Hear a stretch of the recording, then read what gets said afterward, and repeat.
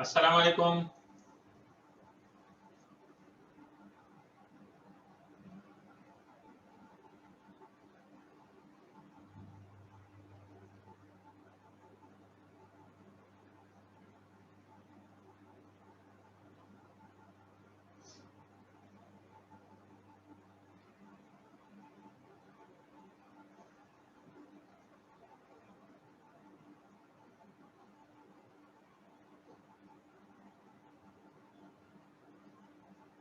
तो जी जनाब, कल की क्लास में हमने स्टार्ट की थी derivation for the torque on a current carrying coil placed in a uniform magnetic field.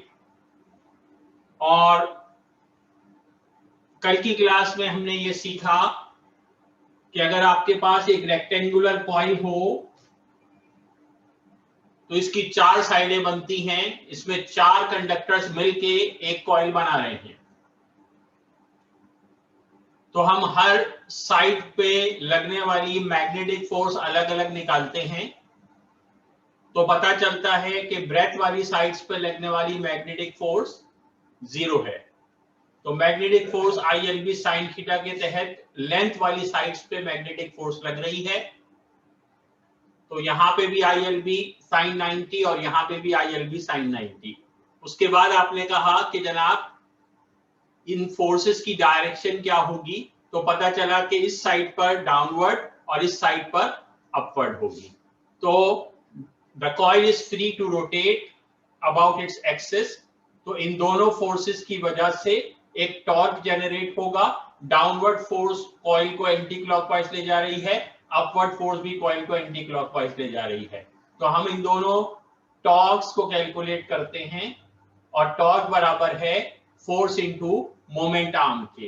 तो हमने कैलकुलेट किया मोमेंट आर्म। फॉर एग्जांपल इस अपवर्ड फोर्स का मोमेंट आर्म निकालेंगे, तो अगर इस अपवर्ड फोर्स का मोमेंट आर्म निकालेंगे तो ये ब्रेथ है, ये एक्सिस ऑफ रोटेशन है, ये line of action of force है। तो यहां से परपेंडिकुलर ड्रॉ किया एक्सिस ऑफ रोटेशन पे, तो ये डिस्टेंस बन गया। Now this distance is the half of breadth, so the moment arm is B/2। तो हमने कहा टॉर्क बराबर होगा ILB into B/2, और ये वाला टॉर्क भी बराबर होगा ILB into B/2। तो टोटल टॉर्क निकालने के लिए देखा कि दोनों टॉर्क्स एक दूसरे को सपोर्ट कर रहे हैं, लिहाजा टोटल टॉर्क निकालने के लिए दोनों को ऐड कर लिया। And finally you get the equation which says that the torque acting on the coil is equal to IBA, where I is the current, B is the strength of magnetic field, and A is area of the coil. इस coil का area is A। तो ये हमारी कल की class की recap है। अब आगे बढ़ते हैं। आज हम पढ़ेंगे कि जब ये coil रोटेट होना शुरू करेगा, तो शुरू में ये पैरेलल है मैग्नेटिक फील्ड के, लेकिन जब ये रोटेट करेगा तो मैग्नेटिक फील्ड तो वही हॉरिजॉन्टल है। तो magnetic field is horizontal at all planes, all lines. तो जब कॉइल रोटेट करेगा तो फिर coil will no longer be parallel to the field, तो कॉइल की मैग्नेटिक फील्ड के साथ कुछ एंगल बन जाएगा। तो उस सूरत में क्या चेंजेस आएंगी, उससे पहले मैं आपको याद दिला दूं। फॉर एग्जांपल आप पढ़ते थे कि अगर कोई वेक्टर है x, तो आपको अगर इसका x कंपोनेंट चाहिए और y कंपोनेंट चाहिए, तो मिसाल के तौर पर ये हॉरिजॉन्टल के साथ एंगल बना रहा है अल्फा या theta, whatever you can call the name of the angle. तो अगर एक वेक्टर x है और वो एंगल बना रहा है हॉरिजॉन्टल के साथ अल्फा, तो आप इसके दो कंपोनेंट्स बना सकते हैं, और वो दो कंपोनेंट्स इस तरह बनाएंगे कि आप इस वेक्टर से एक परपेंडिकुलर ड्रॉ करेंगे, तो नतीजे में एक हॉरिजॉन्टल कंपोनेंट बन जाएगा और एक वर्टिकल कंपोनेंट बन जाएगा। जो अल्फा के अपोजिट होगा वो वर्टिकल कंपोनेंट होगा, जो अल्फा के बेस में होगा वो हॉरिजॉन्टल कंपोनेंट होगा। तो एक्स के दो कंपोनेंट बन गए, तो क्या कहलाएंगे? जो हॉरिजॉन्टल कंपोनेंट है वो किसके बराबर होगा? जो अल्फा की बेस में है वो एक्स साइन अल्फा होगा या एक्स कॉस अल्फा होगा? एक्स साइन अल्फा होगा या एक्स कॉस अल्फा होगा? एक्स कंपोनेंट और Y component, F X is equal to F cos theta, F Y is equal to F sine theta. तो अगर vector का नाम एक्स है तो उसके दो कंपोनेंट हुए, एक हॉरिजॉन्टल कंपोनेंट और एक वर्टिकल कंपोनेंट। जो हॉरिजॉन्टल कंपोनेंट होगा वो क्या कहलाएगा, एक्स कॉस अल्फा या साइन अल्फा। क्या कहलाएगा, cos alpha, x cos alpha या एक्स साइन अल्फा।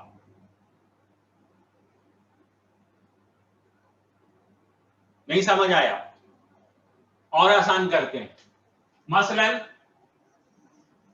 फोर्स है, फोर्स का नाम है एफ, और इस फोर्स का हॉरिजॉन्टल के साथ एंगल है थीटा। तो इस एफ के दो कंपोनेंट बनेंगे, यहां से परपेंडिकुलर ड्रॉ कीजिए, एक y कंपोनेंट और एक x कंपोनेंट। वो कंपोनेंट जो थीटा की बेस में होगा, जिसे आप fx भी कहते हैं, वो किसके बराबर होगा, fx is equal to f cos theta. और वो कंपोनेंट जो थीटा के अपोजिट होगा, जिसे आप fy भी कहते हैं, तो fy इज इक्वल टू क्या, f साइन थीटा। कुछ याद आया या नहीं, थोड़ा थोड़ा याद आ रहा है, थोड़ा थोड़ा। अच्छा, थोड़ा ज्यादा याद कराते हैं, चलें, बहुत और पीछे जाना पड़ेगा, क्लास 7 में चलते हैं। ये ग्रेड 10 की बातें थी, ये याद नहीं आ रही।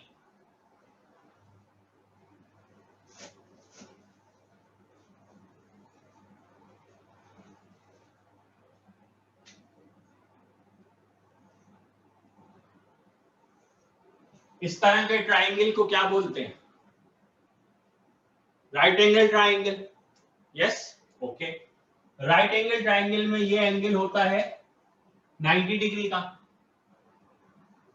90 डिग्री के जो अपोजिट होता है उसको कहते हैं हाइपोटेन्यूस। कहते हैं या नहीं कहते, कहते हैं नहीं कहते, कहते हैं, ठीक है। तो मिसाल के तौर पर मैं कह रहा हूं कि इसका नाम है x, हमारा हाइपोटेन्यूस का नाम है x, और मिसाल के तौर पे मैं कह रहा हूं कि इस एंगल का नाम है थीटा। तो ट्रिग्नोमेट्रिक रेशियोज पढ़े हैं आपने कभी, ट्रिग्नोमेट्रिक रेशियोज पढ़े हैं आपने कभी, यस और नो, पढ़े हैं। तो अगर ट्रिग्नोमेट्रिक रेशियोज पढ़े हैं तो cos थीटा किसके बराबर होता है, और साइन थीटा किसके बराबर होता है, साइन थीटा बराबर होता है परपेंडिकुलर अपॉन हाइपोटेन्यूस के। अगर मैं गलत बोलूं तो बताइएगा, यस। और cos थीटा बराबर होता है बेस अपॉन हाइपोटेन्यूस के, यस और नो, यस सर। और इस ट्राइंगल में बेस कौन है, ये बेस है, और परपेंडिकुलर कौन है, ये परपेंडिकुलर है, और हाइपोटेन्यूस कौन है, ये हाइपोटेन्यूस है, यस। तो अब जरा बताइए इस डायग्राम को देख के कि इस फॉर्मूले के तहत बेस किसके बराबर होगा, बेस इज इक्वल टू क्या, cos theta is equal to base upon hypotenuse. तो बेस इज इक्वल टू क्या, hypotenuse multiplied by cos theta, yes. और हाइपोटेन्यूस कौन है, x। तो बेस इज इक्वल टू क्या, x cos थीटा, यस। और इसी तरह से यहां से परपेंडिकुलर का फॉर्मूला बनाइए। तो परपेंडिकुलर इज इक्वल टू क्या, परपेंडिकुलर इज इक्वल टू क्या, perpendicular is equal to hypotenuse into sine theta, and which is equal to x sine theta. तो ये ट्रिग्नोमेट्रिक रेशियोज से ये x और y कंपोनेंट बनते हैं, जो आप स्केलर एंड वेक्टर के चैप्टर में पढ़ते हैं कि अगर हाइपोटेन्यूस हो, परपेंडिकुलर हो, बेस हो और एक एंगल थीटा हो, या उसका जो भी नाम रख दें, अल्फा रख दें, बीटा रख दें, गामा रख दें, तो जो बेस है वो हाइपोटेन्यूस cos अल्फा के बराबर होता है या हाइपोटेन्यूस cos थीटा के बराबर होता है। और जो परपेंडिकुलर है वो हाइपोटेन्यूज साइन अल्फा या हाइपोटेन्यूज साइन थीटा के बराबर होता है, जो भी आपने एंगल को नाम दिया है। आई कहानी समझ में? तो इसी के तहत वेक्टर एफ के दो कंपोनेंट होते हैं, एक एक्स कंपोनेंट और एक वाई कंपोनेंट। तो एक्चुअली ये एक्स और वाई नहीं होता, एक्चुअली ये थीटा के बेस वाला कंपोनेंट होता है और थीटा के अपोजिट वाला कंपोनेंट होता है। तो जो थीटा के बेस में होता है वो एफ कॉस थीटा होता है, जो थीटा के अपोजिट होता है जिसे परपेंडिकुलर कहते हैं यहां पर, वो एफ साइन थीटा के बराबर होता है। आई बात समझ में? तो अगर ये एक्स एक्सिस और वाई एक्सिस के अलोंग ले लिया जाए तो इसे एफ एक्स और एफ वाई कह देते हैं। ठीक, अब इसी कॉन्सेप्ट को लेते हुए अगर मैं यही सवाल दोबारा करूं जो मैंने आपसे थोड़ी देर पहले किया था,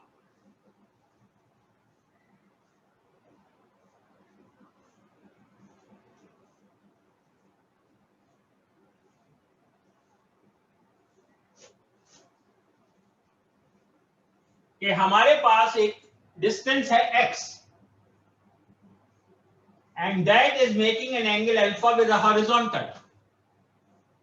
तो इस x के एक कंपोनेंट होगा इन द बेस और एक कंपोनेंट होगा परपेंडिकुलर। तो इसके दो कंपोनेंट होंगे, एक हॉरिजॉन्टल और एक परपेंडिकुलर। तो x के जो दो कंपोनेंट होंगे, जो बेस में होगा वो बराबर होगा किसके? x cos अल्फा के, और जो परपेंडिकुलर होगा वो बराबर होगा किसके? x sin अल्फा के। तो जिस तरह से परपेंडिकुलर बराबर होता है हाइपोटेन्यूस इंटू साइन थीटा और बेस बराबर होता है हाइपोटेन्यूस इंटू कॉस थीटा, तो इसी तरह यहां हमारे हाइपोटेन्यूस का नाम है x, ठीक, और इसका एक हॉरिजॉन्टल कंपोनेंट हुआ तो वो कहलाएगा x cos अल्फा, एक वर्टिकल कंपोनेंट हुआ तो उसको वो कहलाएगा x sin अल्फा। ठीक है, तो ये छोटा सा कॉन्सेप्ट है आपका, जो कि बेसिकली आपका ग्रेड 7, ग्रेड 10, ग्रेड 11 का कॉन्सेप्ट है। इससे आपने वेक्टर के कंपोनेंट्स भी बनाए थे, x एंड y कंपोनेंट्स, इसी कॉन्सेप्ट के तहत। तो it just applies to any right angle triangle. ठीक है, hypotenuse, perpendicular and base. So base is always cos theta of hypotenuse and perpendicular is always sin theta of hypotenuse. ठीक है, और theta can be alpha can be beta can be gamma, हम उसका कोई भी नाम रख सकते हैं। यहां तक कहानी समझ आ गई? अब आते हैं अपने टॉपिक की तरफ। तो जब हमारे पास ये कॉइल है और इस कॉइल पे दो फोर्सेस लग रही हैं, एक डाउनवर्ड फोर्स और एक अपवर्ड फोर्स, तो और कॉइल फ्री टू रोटेट है, तो अपवर्ड फोर्स उसे ऊपर ले जाना चाहती है एंटी क्लॉकवाइज, डाउनवर्ड फोर्स उसे नीचे ले जाना चाहती है अगेन एंटी क्लॉकवाइज। तो अब ये कॉइल क्या करेगा? तो जब ये दो फोर्सेस इस पर लग रही हैं तो इसके तहत ये कॉइल रोटेट करना शुरू करेगा। तो पहले ये कॉइल यू था हॉरिजॉन्टल, ठीक है, तो मिसाल के तौर पर आपको ये सिल्वर पट्टी नजर आ रही बोर्ड की, ठीक है, तो फर्ज कीजिए ये हमारी मैग्नेटिक फील्ड है, तो ये कॉइल जो है पहले इसके पैरेलल था, ठीक है, अब क्या हुआ? ये रोटेट करना शुरू करता है, तो अब ये इसके साथ मैग्नेटिक फील्ड के साथ एंगल पर आ गया। So now it is making some angle with the magnetic lines of force. ये प्लेन ऑफ द कॉइल है, ये प्लेन ऑफ द कॉइल है जिसका सिर्फ फ्रंट नजर आ रहा है आपको, ये पूरा प्लेन इसके पैरेलल है मैग्नेटिक फील्ड के। जब ये रोटेट करेगा तो अब ये पूरा प्लेन मैग्नेटिक फील्ड के साथ एंगल पर आ गया। Now it is not parallel, now पहले पैरेलल था फिर ये एंगल पर आ गया। So it is making some angle. For example ये जो मेरा हाथ है ये मैग्नेटिक लाइंस ऑफ फोर्स बता रहा है, तो कॉइल पहले ऐसे पैरेलल रखा हुआ था, पहले ऐसे पैरेलल था फील्ड में, अब वो इसके साथ रोटेट करना शुरू कर रहा है तो एंगल पे आ जाएगा। तो it is making some angle with the magnetic lines of force. आया ख्याल शरीफ में? लिखिए,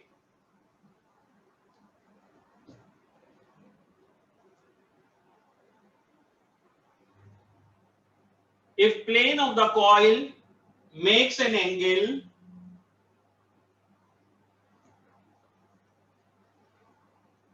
if plane of the coil makes an angle alpha with the field,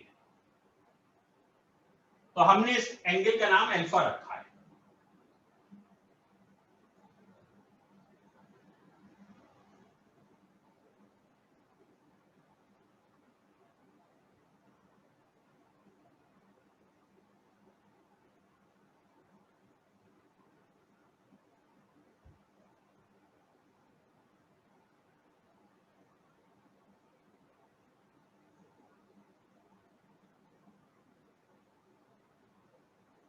if plane of the coil makes an angle alpha with the field, तो अगर magnetic lines of force horizontal है,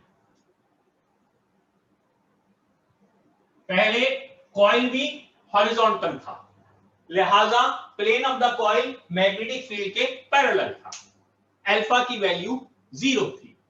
अब क्या हुआ, कॉइल रोटेट करता है तो magnetic field अभी भी हॉरिजॉन्टल है, कॉइल रोटेट करता है, जब कॉइल रोटेट करता है तो प्लेन ऑफ द कॉइल का मैग्नेटिक फील्ड के साथ एंगल बन गया अल्फा। आप इस एंगल को नाप लें, अल्फा है, यहां नाप लीजिए, इसे भी अल्फा कहेंगे। ठीक, यस और नो? ठीक है, ये सारी लाइंस ऑफ फोर्स हैं, ये प्लेन ऑफ द कॉइल है, ये सेंटर ऑफ द कॉइल है, mid portion axis of rotation, और एक्सिस ऑफ रोटेशन वो पॉइंट है जहां से कॉइल रोटेट करता है, तो आधा कॉइल उधर है, आधा कॉइल इधर है, ये ब्रेथ ऑफ द कॉइल नजर आ रही है आपको, और ब्रेथ ऑफ द कॉइल आपको जो नजर आ रही है वही प्लेन ऑफ द कॉइल है, and that is making an angle alpha with the magnetic field. यहां तक कहानी समझ आ गई? तो जब कॉइल रोटेट कर जाएगा अपनी ओरिजिनल पैरेलल कंडीशन को छोड़कर, अब ये कॉइल रोटेट कर गया है, तो अब ये लाइंस ऑफ फोर्स के साथ कुछ एंगल पर है। Now the question is कि इन साइडों पर, साइड AB पर और साइड AB पर जो टॉर्क लग रहा है वो रोटेट करने के बाद चेंज होगा या नहीं होगा, और अगर चेंज होगा तो क्यों चेंज होगा? तो इन दोनों साइडों पे जो टॉर्क एक्ट कर रहा है उसके दो कंपोनेंट हैं, torque is equal to dash into dash, क्या? Force into moment arm, torque is equal to force into moment arm. तो देखना यह है कि साइड AB पे लगने वाली वो चेंज हुआ या नहीं, क्या? फोर्स और मोमेंट आर्म, और साइड CD पे लगने वाली फोर्स और मोमेंट आर्म चेंज हुआ या नहीं। तो अगर फोर्स या मोमेंट आर्म चेंज होगा तो टॉर्क चेंज होगा, और अगर फोर्स या मोमेंट आर्म दोनों सेम रहते हैं तो टॉर्क चेंज नहीं होगा। तो let's see one by one कि इस साइड पे लगने वाली फोर्स का मैग्नीट्यूड पहले निकाला था ILB sin 90, तो ILB sin 90 से आपने कहा था कि ये फोर्स sin 91 होता है, तो लिहाजा फोर्स ILB के बराबर है। तो द क्वेश्चन इज कि जब ये कॉइल रोटेट करके ऐसे हो जाएगा तो क्या अभी भी इस पे लगने वाली फोर्स क्या अभी भी ILB sin 90 के बराबर होगी? नहीं। पहला क्विक रिएक्शन यही आता है कि एंगल तो चेंज हो गया, तो जब एंगल चेंज हो गया तो ILB sin 90 कैसे रहेगा? लेकिन नहीं, थोड़ा सोचना पड़ेगा, थोड़ा गौर करना पड़ेगा। बात यह है कि ये दो अलग एंगल्स की बात हो रही है। Alpha is the angle between plane of the coil and magnetic field. Plane of the coil magnetic field के पैरेलल है, plane of the coil magnetic field के साथ एंगल पर है, plane of the coil magnetic field के perpendicular हो गया। ये तीनों सिचुएशन समझ आ रही हैं आपको? ये परपेंडिकुलर है, ये एंगल पर है, ये पैरेलल है, so the plane of the coil is parallel to the field, plane of the coil is making an angle with the field, plane of the coil is perpendicular to the field. समझ आ रही है कहानी? ये plane of the coil नजर आ रहा है आपको, और ILB sin थीटा में theta is the angle between L, length of the coil, length of side AB and magnetic field. So ये है मैग्नेटिक फील्ड। जिस वक्त कॉइल यहां पर है, जिस वक्त कॉइल यहां पर है, देखिए साइड AB कौन से एक्सिस पर है? एक्स एक्सिस पर है। Side AB, side AB x axis पर है? नहीं। वाई एक्सिस पर है? नहीं। जेड एक्सिस पर है? Yes, side AB Z axis पर है, इनटू द पेपर। ठीक है, जब कॉइल इस हालत में साइड AB जेड एक्सिस पर है, ये देखिए आप ऊपर से झांक रहे हैं तो साइड AB जेड एक्सिस पर है। ठीक है, तो जब आप ऊपर से झांकेंगे तो आपको साइड AB नजर आना शुरू हो जाएगी। तो साइड AB जेड एक्सिस पर है, ठीक, and Z axis is always perpendicular to X axis. Yes, जब ये कॉइल रोटेट करेगा और फरमाइए, तो कॉइल रोटेट करेगा, तो कॉइल रोटेट कर रहा है, side A B is going down, side A B नीचे आ गई है, but it is still in Z axis. Side C D ऊपर आ रही है, but it is still in Z axis. Coil further rotate कर रहा है, फर्दर रोटेट कर रहा है, फर्दर रोटेट कर रहा है, परपेंडिकुलर हो गया। Side A B is still in Z axis, नीचे आ गई है लेकिन है जेड एक्सिस में। Side C D is still in Z axis, ऊपर आ गई है लेकिन है जेड एक्सिस में। इसको और आसानी से समझाते हैं आपको। फर्ज कीजिए ये वो कॉइल है, ये वो कॉइल की दो साइडें हैं। Can you see that? Side A B, ये साइड ए बी है और ये साइड सी डी है। जो दो मार्कर मेरे हाथ में है ऐसे बताते हैं, ये उस कॉइल की दो साइडें हैं, ठीक है। पहले ये इस तरह है, फिर जब ये रोटेट करेंगे तो ये रहेंगे अभी भी उसी तरह, सिर्फ ऊपर नीचे हो रहे हैं।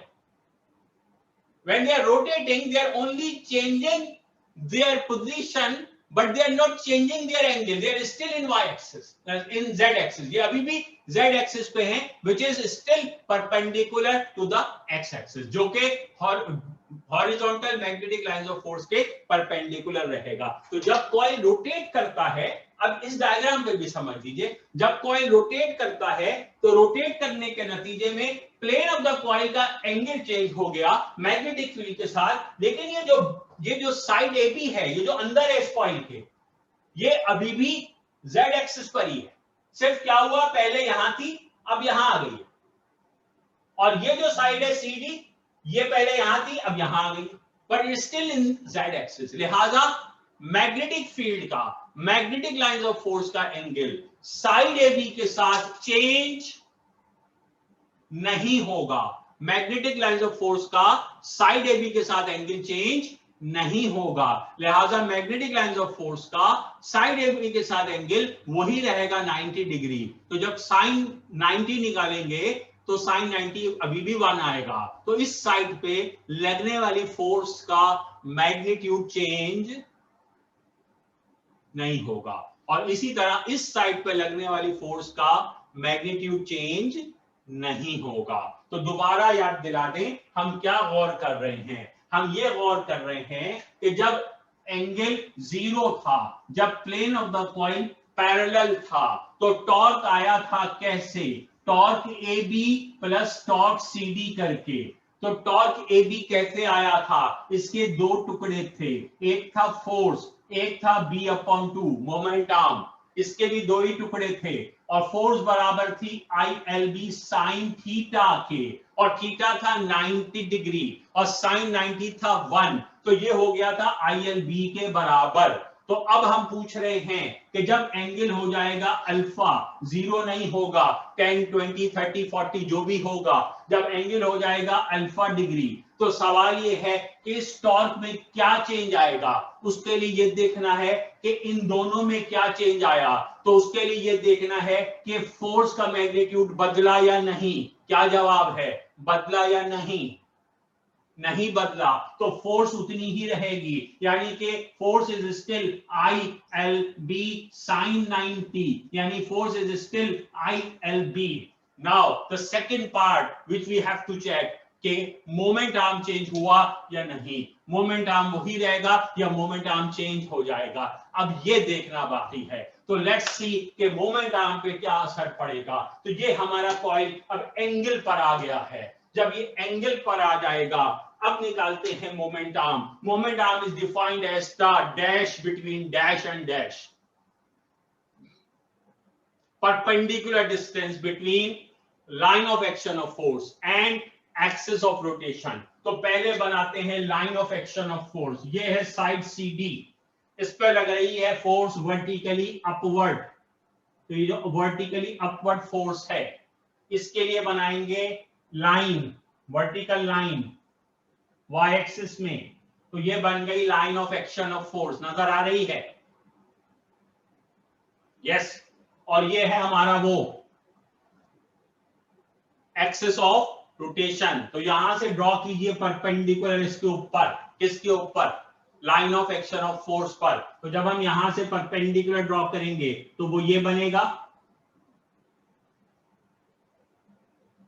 नो ये तो परपेंडिकुलर नहीं है, साफ नजर आ रहा है, ठीक है। तो यहां से परपेंडिकुलर ड्रॉ करना है तो ये बनेगा, is this the perpendicular on this line, ठीक है। तो this is the perpendicular distance between line of action of force and axis of rotation. So this is our moment arm. Now the question is, this moment arm is how much? उसके लिए देखना पड़ेगा coil कहां गया, ये coil नहीं है, coil तो ये रहा, और ये पूरा कितना था, B/2 नहीं, जाग रहे हैं, शाबाश, ये पूरा B/2 नहीं था, ये पूरा था B ब्रेथ, ठीक है। तो ये कितना था, B/2। अब जरा देखिए, अब इम्तिहान शुरू हुआ आपका, ये है कैसा ट्राइंगल, ये है कैसा ट्राइंगल, राइट एंगल ट्राइंगल, और इस राइट एंगल ट्राइंगल में ये एंगल है 90 डिग्री, और इसके अपोजिट वाली साइड है हमारा हाइपोटेन्यूस, और हमारा हाइपोटेन्यूस बराबर है B/2 के। तो क्या ये हमारा मोमेंट आर्म है? इस ट्राइंगल में हमारा मोमेंट आर्म कौन है, हाइपोटेन्यूस या बेस या परपेंडिकुलर, हाइपोटेन्यूस या बेस या perpendicular, base is the moment arm, excellent, so we need the base. तो do you remember the relationship between hypotenuse and base, this angle is alpha, yes. तो hypotenuse अगर x हो तो base बराबर होता है x cos थीटा के, तो यहां हाइपोटेन्यूस कौन है, हाइपोटेन्यूस है B/2, तो बेस किसके बराबर होगा,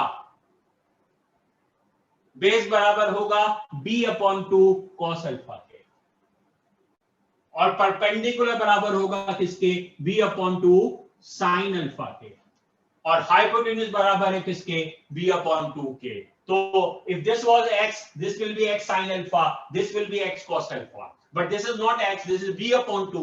तो B/2 के दो कंपोनेंट हुए, एक horizontal component which is B/2 cos alpha, एक perpendicular component which is B/2 sin alpha, और हमें मोमेंट आर्म चाहिए, and the moment arm is the x component or the horizontal component which is क्या, which is B/2 cos alpha। तो पहले भी moment arm यही था, अब भी वही रहेगा, agreed.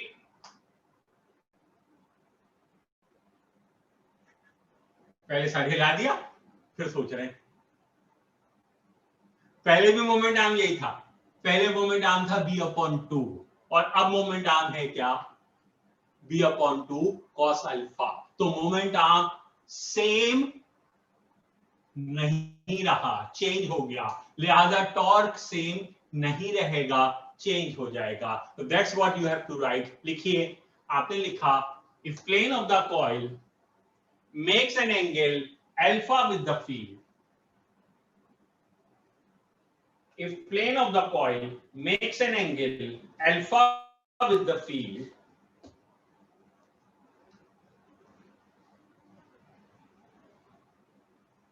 force on each side AB or CD, force on each side AB or CD still remains the same. Force on each side AB or CD still remains the same. However,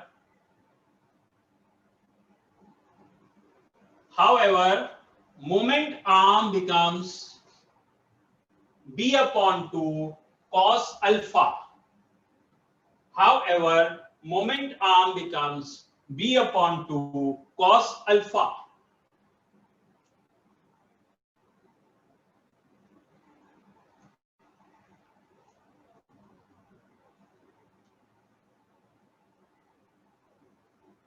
However, moment arm becomes B/2 cos alpha.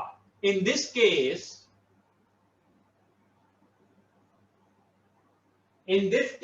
torque of each force will be,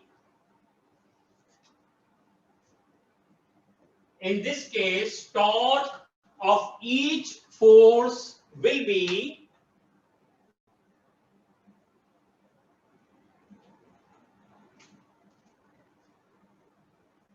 torque AB is equal to torque CD is equal to ILB B upon 2 cos alpha.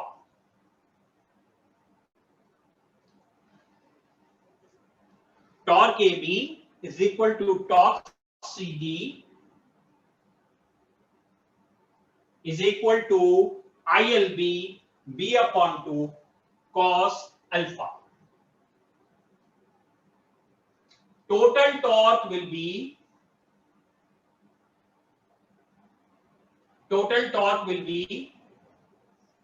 equation torque is equal to torque AB plus torque CD, which is equal to ILB B upon 2 cos alpha plus ILB B upon 2 cos alpha. आगे आपको पता है क्या होगा, 2 times ILB B upon 2 cos alpha, B cancel हो जाएगा, ILB B cos alpha, and finally you get the equation IBA cos alpha. Torque is equal to IBA cos alpha. Torque is equal to IBA cos alpha.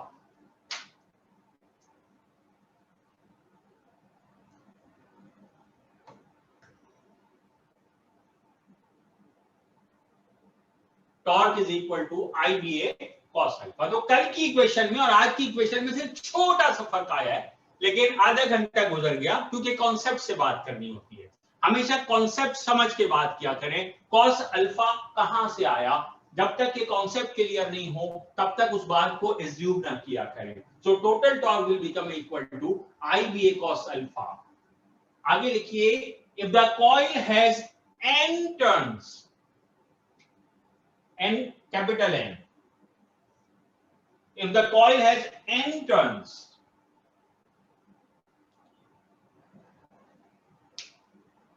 अभी हमने जो जिस coil का torque निकाला है इसमें कितने टर्न्स है,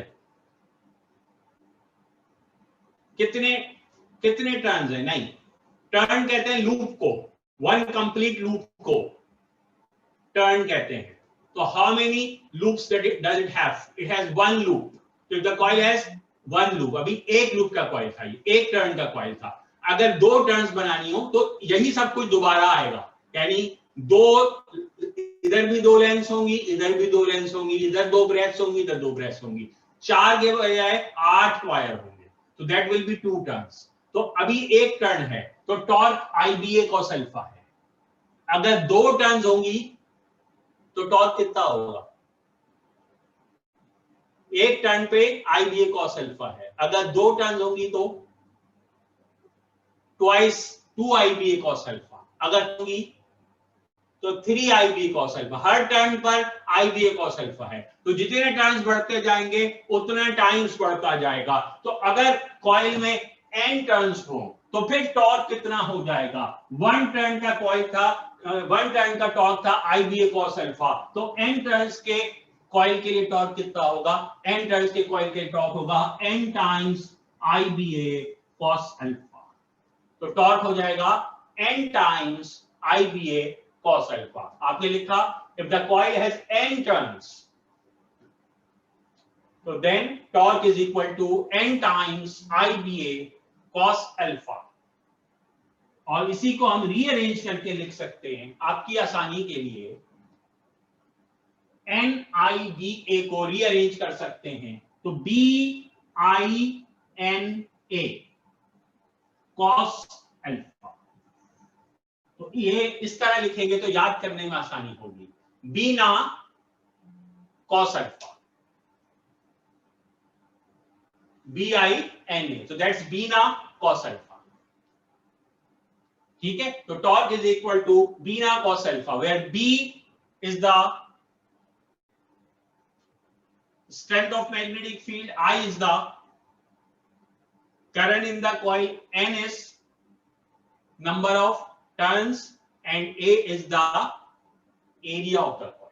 A is the area of the coil. कहानी समझ आ रही है? ठीक है, अच्छा अब ये बताइए कि ये कॉइल इस हालत में है, plane of the coil is parallel to the field, alpha कितना है?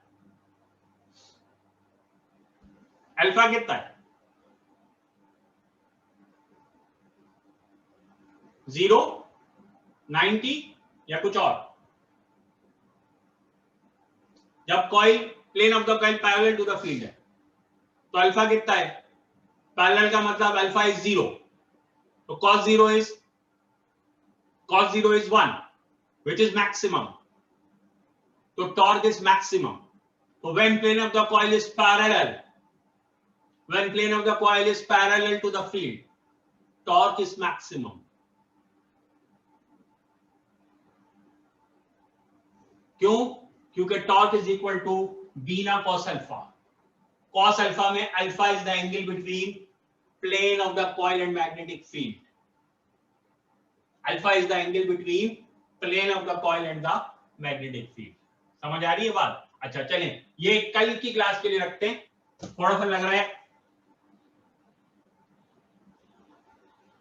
डोज हैवी हो गई है, तो आगे का कॉन्सेप्ट कल की क्लास के लिए रखते हैं। अल्फा 0 कब होगा, अल्फा 90 कब होगा, टॉर्क मैक्सिमम कब होगा, टॉर्क मिनिमम कब होगा, ये इंशाल्लाह कल की क्लास में डिस्कस करेंगे। आज की क्लास के लिए यहां तक डेरिवेशन हमारी मुकम्मल होती है। ठीक है, टॉर्क इज इक्वल टू बीना कॉस अल्फा।